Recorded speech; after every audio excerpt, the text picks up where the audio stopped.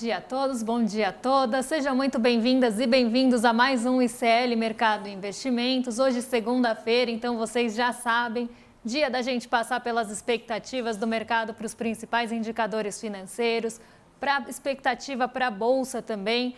Notícias vindas da Ásia, notícias vindas importantes aí vindas da Ásia. Vamos aí também passar por alguns assuntos de Brasil. Então, um dia bem recheado aí de coisas para a gente falar com vocês.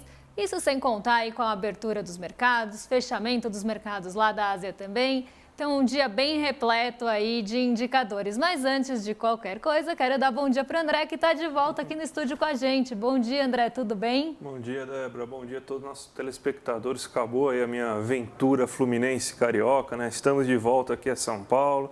E na segunda-feira, que é sempre o dia que a gente pergunta para o nosso amigo mercado o que ele está achando da economia, o que ele está achando da Bolsa.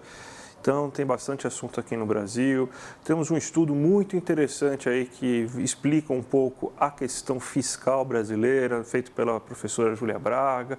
Mas vamos começar então pela Ásia, então, Débora, justamente porque a gente tem então uma série de dados aí que foram colocados aí, que estão saindo na Ásia, mesmo com o mercado chinês fechado, né, feriado, um feriado de uma semana lá, inclusive, né? Mas você tem coisas da Ásia importantes aí para dizer para a gente, não é isso? Exatamente, né? Não é porque foi feriado por lá e continua sendo, porque o feriado começou na sexta-feira e vai se estender até dia 7. Então, um feriado longo que vai manter a maioria dos mercados fechados lá na Ásia. Então, a gente tem alguns índices operando, como é o caso do Nikkei 225 no Japão e o TAIEX em Taiwan, mas a maioria dos mercados estão fechados. Então, o Xangai Composto não está com operação, a gente não tem operação na Coreia do Sul também. Então, um feriado aí bem extenso e bem estendido também em território asiático, mas não por isso os indicadores de lá não foram divulgados, né? Então, o primeiro ponto que trouxe até um sentimento, né, que a Ásia fosse engrenar hoje num movimento positivo foi a resolução ali da questão orçamentária dos Estados Unidos. Então, foi aprovado ali um projeto, né, que vai estender aquela situação orçamentária de evitar o shutdown por 45 dias. Shutdown seria ali a paralisação do governo dos Estados Unidos. Então, esse foi o primeiro ponto que começou a impulsionar a Ásia, mas não trouxe fôlego suficiente para alguns dos índices. Isso porque lá no Japão a gente também teve indicadores positivos de confiança ali do Tankan, né, que é uma pesquisa de confiança do Japão, ficou bem acima do esperado, né, avançou bastante inclusive, e também não trouxe fôlego para o Nikkei 225. Então, o Nikkei 225, mesmo com algumas notícias positivas, não conseguiu engrenar fôlego e fechou negativo hoje. Mas o TAIEX, que é o índice de Taiwan, foi ali o destaque entre os mercados abertos asiáticos. Ele subiu 1,24% hoje por uma notícia vinda da China. Então, hoje saíram os dados do PMI chinês, que a gente vai colocar aí na tela para vocês daqui a pouco, que mostrou ali que pela primeira vez em 6 meses a China voltou para o seu terreno positivo, né, de expansão, desculpa. Então, a China passou ali alguns meses com contração na atividade industrial e pela primeira vez em 6 meses ela vai para o território de expansão e ficou também acima do projetado. Isso trouxe um fôlego ali para o TAIEX e para as commodities pela manhã. Então, um movimento mais positivo na Ásia vinda dessa notícia da China, né? Mas mesmo num dia que o mercado chinês está fechado. Então, o Xangai Composto não reagiu a isso. Se tivesse aberto, provavelmente ficaria no terreno positivo também. Mas então a gente tem esse reflexo no TAIEX, que é o índice de Taiwan.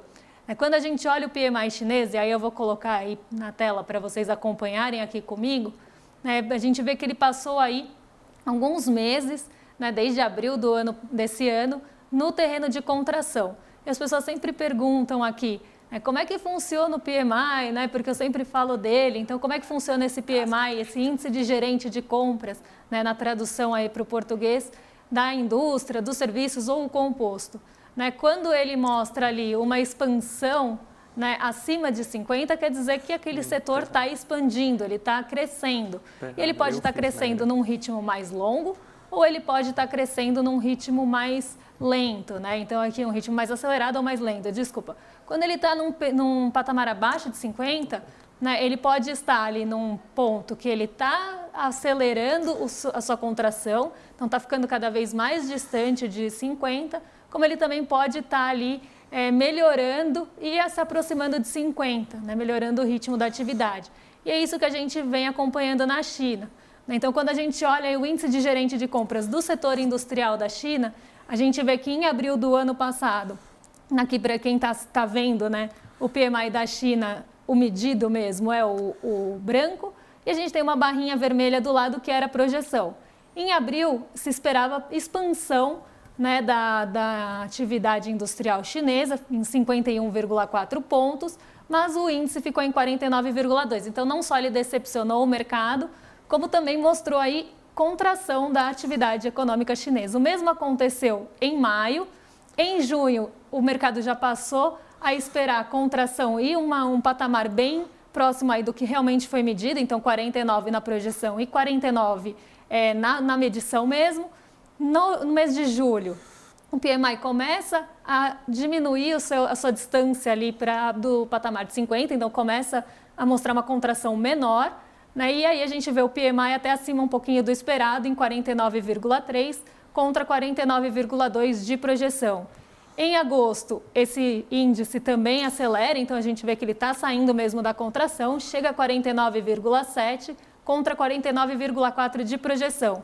E nesse mês agora de setembro, o índice de atividade industrial chinesa chegou a 50,2 contra 50 de projeção.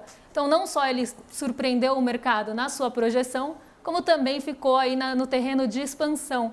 Então, isso mostra ali que o setor industrial, né, a manufatura ou a indústria chinesa, está voltando a se expandir, está voltando a crescer, né, e também crescer acima do projetado. Então, isso pode trazer um fôlego para as commodities, já trouxe pela manhã, mas pode trazer um fôlego pelas commodities aí na manhã de hoje, André. Então, é um ponto para a gente ficar de olho na nossa bolsa aí da abertura. E a palavra commodity, né, vai voltar aqui bastante no nosso noticiário, porque tem muita coisa para falar sobre commodity. A gente sabe, inclusive, do peso, né, que as commodities têm para a economia brasileira, para a própria bolsa brasileira. Então, essa divulgação aí do PMI chinês acima do esperado, e inclusive em expansão, né, é uma boa notícia aí, inclusive para a nossa economia interna, né? Então, vamos agora então, já que a gente já começou a tocar do Brasilzão, Débora, vamos falar um pouco então aí do nosso relatório Focus, saber aí como o pessoal da Faria Lima passou seu fim de semana, se eles tiveram uma situação um pouco melhor, tal. Então vamos ver então, a gente está agora falando as notícias aqui, inclusive a notícia que para vocês entenderem tudo que a Débora falou aí nessa fala inicial dela, né, que é o resumo das aberturas de mercado aí, mas vamos para a próxima notícia já que a gente vai falar aqui do relatório Focus e entender aqui como a nossa Faria Lima aí passou o fim de semana. E Débora, parece que a Faria Lima aí não teve uma semana muito agitada não, viu? Não passou um fim de semana muito agitado não, né? Eu acho que também pela falta de indicadores que a gente teve na semana passada ali de maior relevância em relação a algum indicador de crescimento ou a gente não teve nenhuma pesquisa, as pesquisas começam a ser divulgadas aí durante essa semana, então acho que a Faria Lima ficou mais tranquila, André, né, em relação, porque ela ficou acomodada, ficou estável, né, nada novo sob o relatório Focus. Nada novo, temos até aqui o gráfico, aqui a arte que a gente montou para vocês verem, né, teve duas mudanças. Uma em relação ao IPCA do ano que vem, né, que subiu de 3,86 para 3,87, então nenhuma mudança. Para esse ano continua a mesma expectativa de 4,86. O que estava mudando muito, variando muito, era o PIB, a variação para esse ano, por causa da surpresa ainda relacionada ao PIB do segundo trimestre, então você teve uma aceleração que saiu próximo de 2% até quase 3%, né, e parece que agora acomodou, então deve se manter assim, na ausência de novas fontes, para o ano que vem continua 1,5%. A Selic já está dada, né, nosso querido Bob Field já falou que vai ser meio ponto percentual em toda a reunião, então se ele falou, é dado, né, então vai cair em 11,75 e 9 até o ano que vem. E o câmbio teve uma leve mudança para o ano que vem. Para esse ano também não teve mudança nenhuma. Então, Débora, o mercado aí não teve grandes sensações, mudanças. Acho que ele ficou quietinho, vendo o seu streaming preferido em casa. Não ficou muito agitado esse fim de semana, não. E assim, né, também mudar ali centavos no dólar do ano que vem, né? Dólar é uma medida tão volátil, tão difícil de prever, né? Um indicador tão difícil aí de ser previsto. Mudar centavos para o ano que vem ainda é algo que está muito distante, pode mudar muito.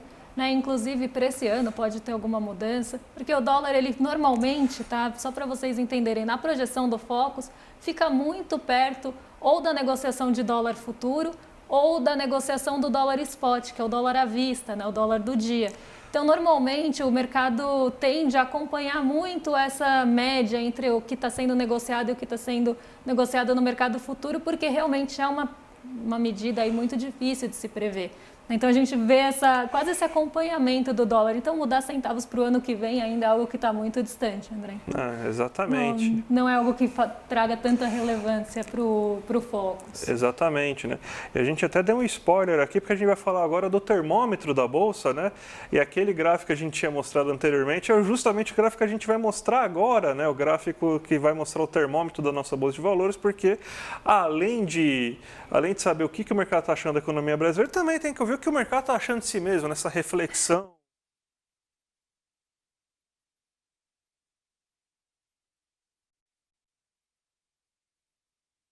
Três semanas que a gente volta a ter perspectiva de queda.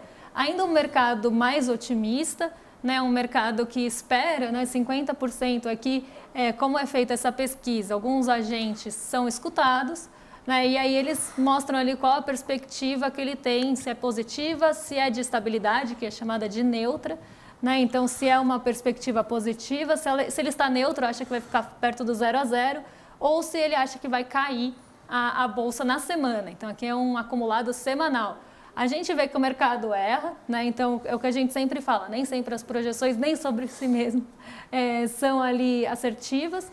Então a gente vê que o mercado erra em algumas vezes. Na semana passada, depois de errar na semana do dia 18 de setembro a 22, que foi a semana retrasada, né, boa parte do mercado, 60% dos entrevistados esperavam alta na bolsa numa semana ali de super quarta, uma semana de juros de China, uma semana bem conturbada, né? Então até achei muito arrojada essa perspectiva de 60% de alta, mas aí a bolsa caiu 2,13. Nessa semana que passou, na verdade, 57,41% dos agentes esperavam alta na bolsa e 42,59% queda. E a gente teve alta na bolsa, 0,48%, e foi nos 45% do segundo tempo, porque foi realmente no último momento que nossa bolsa virou a semana para o terreno positivo, porque foi na sexta-feira, ali durante a tarde, que nossa bolsa conseguiu dar esse salto. A bolsa passou boa parte da sexta positiva por conta da Vale, justamente expectativas de commodity. A Vale é a ação de maior peso do nosso índice, isso estava puxando o Ibovespa para o positivo. E aí, no fim do dia, a Petrobras também virou para o positivo, isso consolidou ali uma alta de 0,71. E a nossa bolsa, 0,72, desculpa, 0,71 foi no mês. E aí a nossa bolsa conseguiu chegar com 0,48 positiva, bem no finzinho da semana, realmente. Então aí o mercado acertou sua projeção.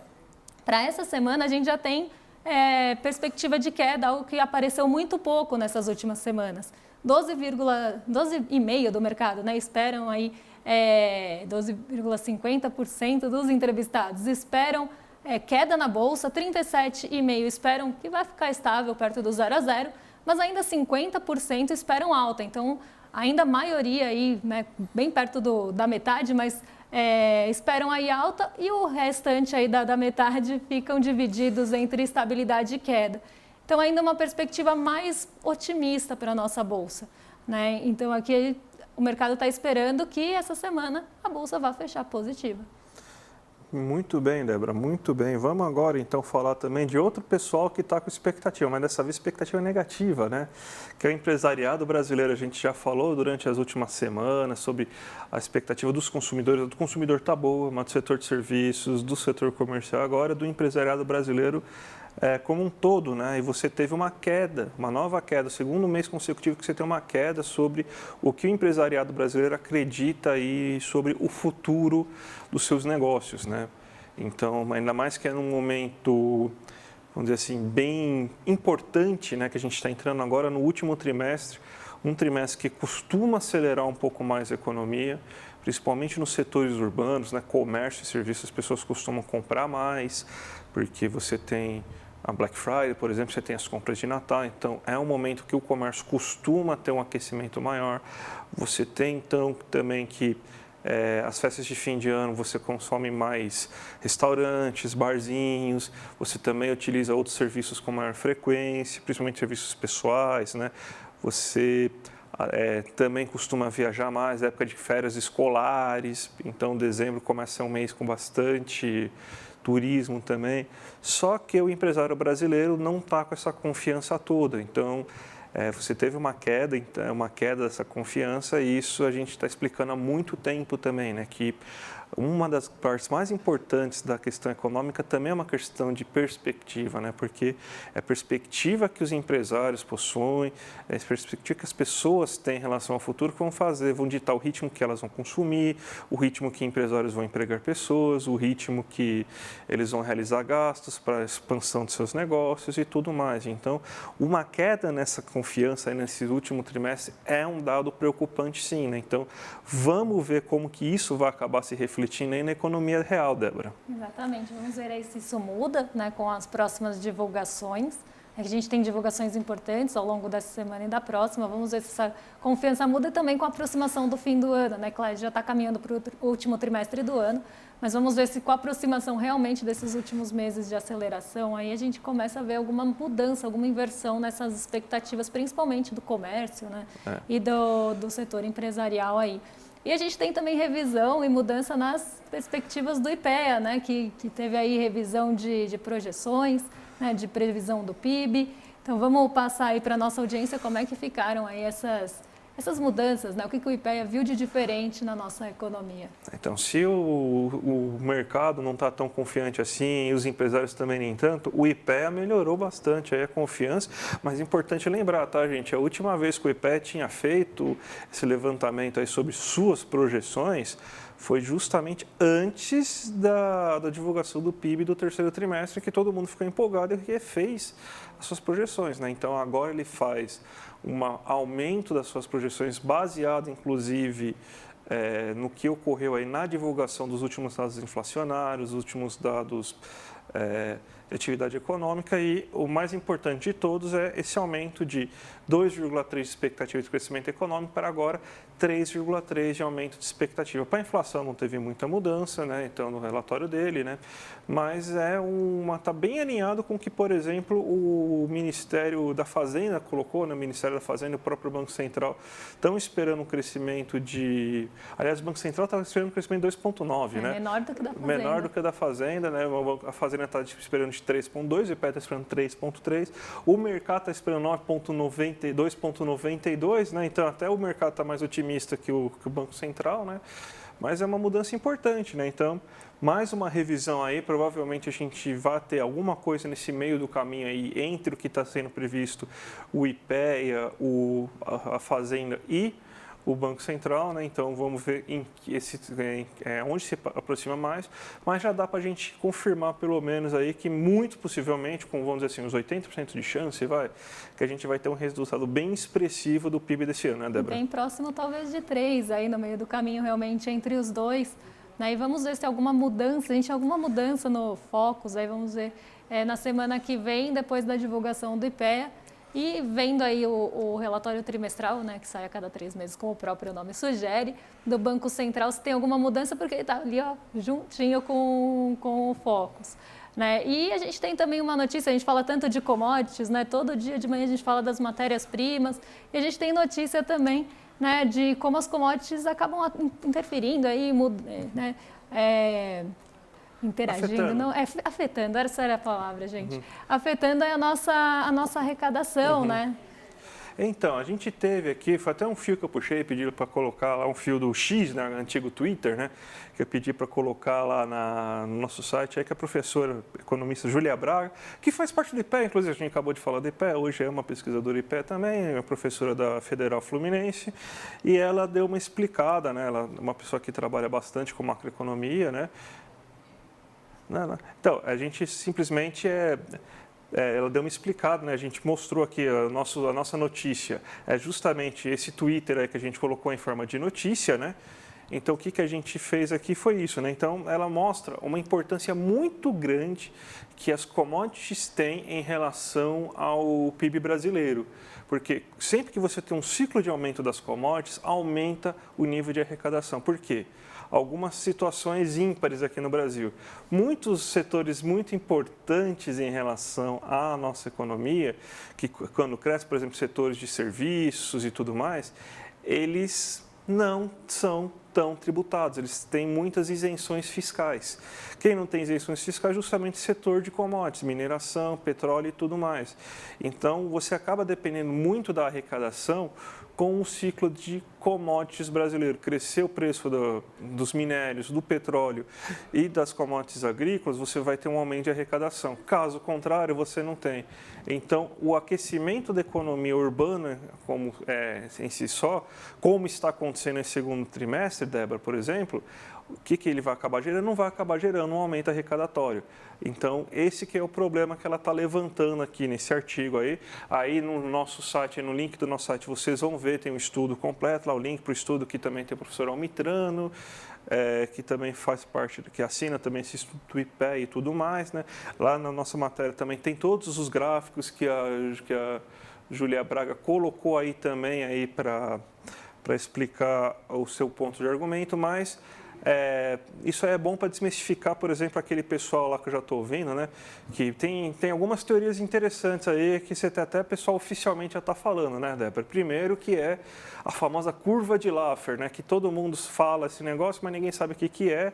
E todo mundo fala assim, não, porque quando você cobra muito imposto, você tem uma hora lá que a arrecadação cai porque passou do ponto. Não, nada a ver com isso, não tem explicação nenhuma. O pessoal coloca isso aí, fala muito, mas nem explicar a curva de Laffer ele sabe e é irrelevante, tá? Nem queiram saber o que é a curva de Laffer, tá bom, gente? É melhor assim para a vida de todo mundo. E outra que o IBGE está manipulando os dados, aí muito obrigado à grande mídia que fez esse desserviço aí para a economia brasileira, que descreditou um economista tão importante quanto o Márcio Portman e todo mundo da Unicamp, inclusive eu, né? Então, você tem esse pessoal começando a desacreditar em dado oficial de IPE, graças à choradeira que teve aí, porque não tinha um liberal de mercado, né, na frente do IPE. Então, mas aqui a matéria é para vocês entenderem certinho como que funciona, né, como que aconteceu a arrecadação tributária e por que você está tendo uma queda agora. A gente falando de China, né, se tiver um aumento do preço das commodities, que nem está sendo esperado, a arrecadação tributária vai aumentar e pode ajudar bastante, inclusive, a chegar no déficit zero aí que o Haddad está querendo, Débora. Exatamente. E a gente sabe o esforço que a China está fazendo, né, André, e todo mundo está em casa, para tentar alavancar a sua economia depois de todo aquele período que ela ficou, né, inclusive fechada por conta da política de Covid-0. Então, desde que ela reabriu aí, não está medindo esforços mesmo, está impulsionando o setor imobiliário, está tentando impulsionar o mercado financeiro, está ali agindo em todos os pontos para tentar alavancar esse crescimento. A gente sabe que também isso não é de uma hora para outra, mas isso mexe com as expectativas, principalmente do mercado futuro de commodities.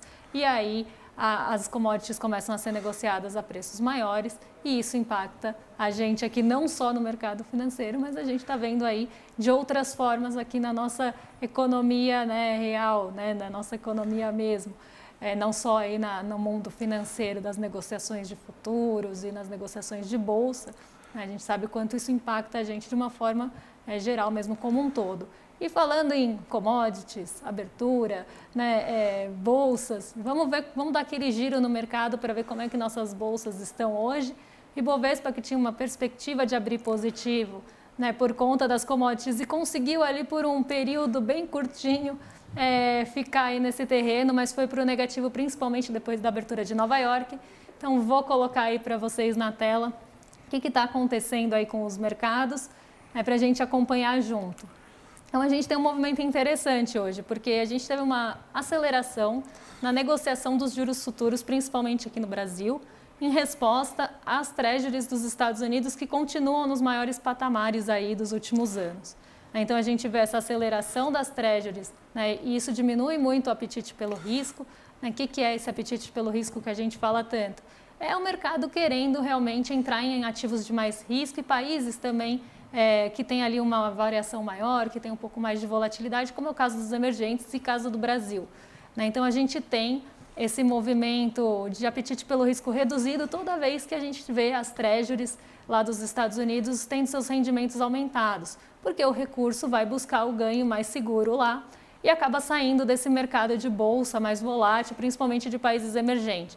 A gente vê esse reflexo hoje, né? A gente teve também uma sequência de 3 ganhos consecutivos no Ibovespa, que levou ali a nossa bolsa para o terreno positivo na sexta-feira, né? Mas a gente vê também uma parte de realização de ganhos em alguns setores, que subiram bastante na sexta, né, e durante a semana. Então, uma parte de realização e uma parte também desse movimento dos juros futuros subindo aqui no Brasil em resposta aos Estados Unidos. Então, a gente vê esse movimento de juros futuros no Brasil avançando, isso também acaba diminuindo o apetite interno aqui de risco, né? Então, a gente vê setores muito sensíveis a juros, como o índice de consumo, sofrendo bastante. Então, bastante aí influência desses juros futuros, dessa curva, né, que a gente fala, curva de juros, né, que são as negociações para vários vencimentos aí subindo. Isso puxa a bolsa para baixo, então a gente vê esse movimento do Ibovespa, mas a Nasdaq está positivo. Nasdaq também é uma bolsa bem sensível a juros dos Estados Unidos, no caso, porque é uma bolsa pesada de tecnologia, então é bem sensível aí a financiamentos de terceiros, ela acaba sofrendo muito com movimentações nos juros e ela está positiva. Então, um movimento interessante aqui sendo visto nessa manhã. O S&P 500 está em queda, então aqui acompanhando os outros índices lá estadunidenses, como o caso do Dow Jones, que também estava operando em queda logo pela manhã. O EWZ, que é a nossa bolsa em dólar, também cai hoje, então acompanha bem o mercado, aí o desempenho da nossa bolsa aqui. Né? Nikkei 225, como eu falei, fechou negativa hoje. Xangai Composto sem negociação, então essa última cotação que vocês estão vendo é de quinta-feira. O dólar segue em alta, principalmente por esse movimento de juros e das treasuries. Então a gente vê o patamar ainda de R$ 5,00 sendo mantido e ultrapassado, né? Um patamar importante psicológico aí do mercado.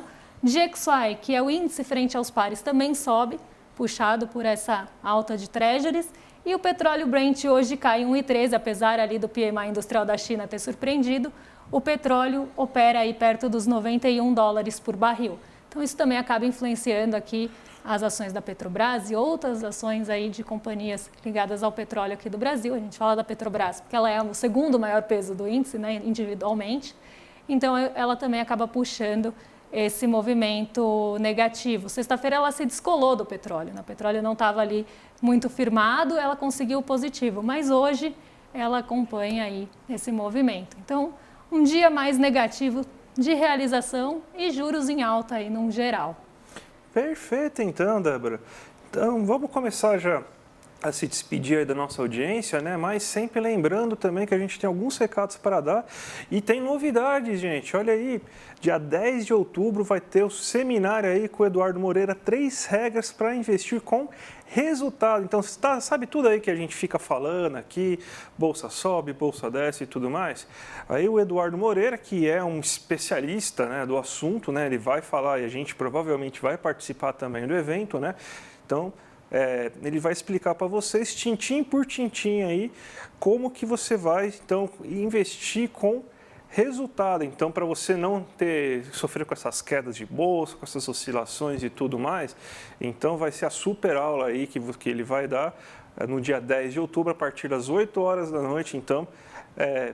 Então você vai conseguir entender com muito mais clareza esse funcionamento desse monstrão aí que a gente chama aí de mercado financeiro. O link está aqui embaixo já, né? edu1.com.br/mercado. Então já se inscreve aqui, vai ter o sininho lá, o sininho toca aí no YouTube e vocês já estão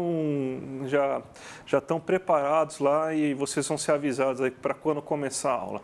E também temos que lembrar que vocês têm que seguir aí o dia aí junto com o ICL, né? Porque às 6 horas da tarde a gente tem o ICL Notícias 2 com a nossa dupla de Chicos, né? Chico Sá e Chico Pinheiro, e também com a Gabi Varela. E além disso a gente tem também o Sinapse com a Robertinha Garcia e também com o César Caleron. Então, até às 8h30 da noite a gente tem programação, então fiquem com a gente aí, não desliguem, continuem conosco aí, gente. E tem novidade, viu, André? Acabei de ser avisada aqui pela Voz da Consciência que às 11 horas agora, depois que a gente terminar aqui, tem a exclusiva da Elo Vilela com o Juliano do PSOL. Então, entrevista aí só para o ICL, logo aqui depois da gente, dando sequência. Então aqui, novidade para vocês, então em primeira mão aí, fiquem com a gente, continuem aqui, que vai ter essa entrevista exclusiva aí da Elo. Então, novidade aí, coisa boa, depois da gente aqui, então nem precisa desligar, pode ficar aí no link. E parece que também tem bastante coisa aí, vai ter, amanhã tem surpresa também, não vamos adiantar nada, né, mas tem uma surpresa amanhã, logo depois aí da nossa aula, do mesmo jeito que foi a surpresa aí da entrevista aí da Elo Vilela junto com o ex-presidente agora, né, que teve a eleição ontem, né, não sei como que funciona, mas com Juliano Medeiros, que representou o pessoal por tanto tempo, né, então temos bastante novidade, né, gente, então fiquem ligados aí que tem bastante coisa, a série está cada dia expandindo mais, né, vamos ver então que provavelmente nas próximas semanas também algumas coisas novas. Então, gente, eu acho que a gente pode se despedir aí então, agora aí de vocês, né? Um grande abraço para todo mundo e até a próxima, gente. Olá, eu sou o professor Ladislau Dobor, sou professor de Economia da PUC, consultor de várias agências da ONU, e eu gravei um curso sobre desenvolvimento local e participação comunitária, sistemas participativos. Pense um pouco, a economia do Brasil, 5.570 municípios, isso não se resolve apenas de decisões em Brasília de maneira centralizada. Como organizar esse sistema participativo a partir do local, essa é a proposta. Os aguardo no curso aqui no ICL, se inscrevam, vale a pena. Olá pessoal, meu nome é Dênia, eu sou a professora do curso de Hatha Yoga e eu vim aqui para falar um pouquinho sobre o nosso curso, todos os benefícios da prática. Então a gente tem benefícios tanto no corpo físico, se você tem alguma dor, alguma doença, venha que você vai se sentir bem, o processo de transformação vai assim lentamente, mas vai aliviando as suas dores. Ou se você está passando por alguma dificuldade, né, mental, um trabalho mais do emocional, como ansiedade ou depressão, a prática alivia os sintomas. Então acessem aqui e participem do curso. Oi, meu nome é Jorge Mário Jauregui, sou arquiteto urbanista e no meu curso Megacidades e o Espaço no Mundo Contemporâneo vocês vão encontrar uma abordagem do socioespacial nas dimensões econômica, ambiental e urbana. E o curso está disponível aqui no ICL.